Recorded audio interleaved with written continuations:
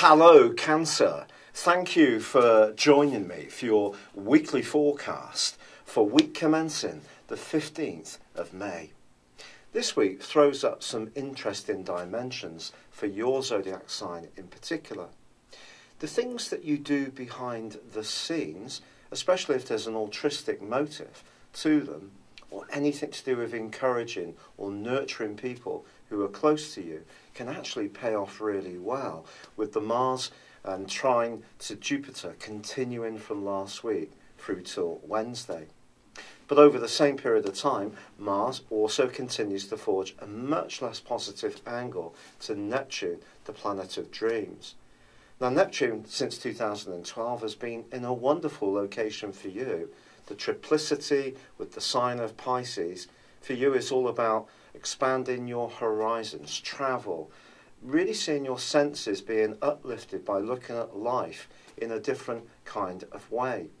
But this particular aspect suggests that something you would normally perhaps shrug off could almost take on a life of its own. It could be linked to some kind of emotional debris from your past.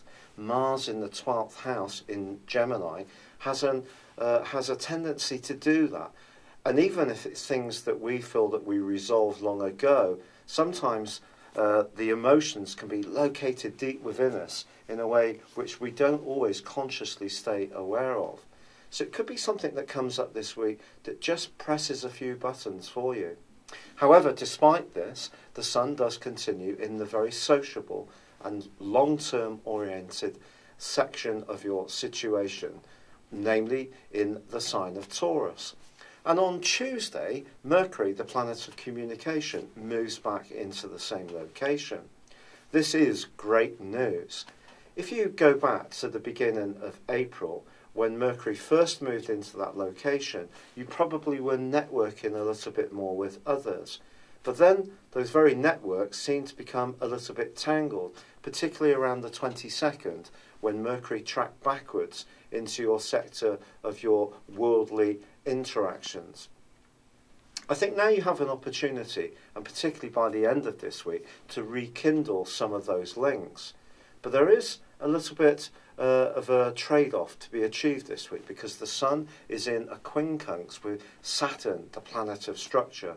Of course, Saturn for the last 2.25 years has been a little bit oppressive when it's come to work and obligations. Your health may have felt rather blocked, or certainly things haven't flowed quite as easily, and part of it may have just felt the number of obligations you've had. So in terms of wanting to visualise your long-term future, or interact with groups of people, or even your friends, your responsibilities may seem to be a bit of a block this week. Also, there's a quarter moon on Friday in the sign of Aquarius, which for you is very much to do with long-term resources, business matters. It's possible that around some kind of group interaction, there could also be some swirling politics. So, although Mercury has moved back into a much more positive location, and by the end of this week returns to 4 degrees Taurus, where the retrograde first began on the 9th of April, there is still the need to be a little bit vigilant about what you're trying to achieve, because I feel that Mars can be stirring things up in quite a deep way.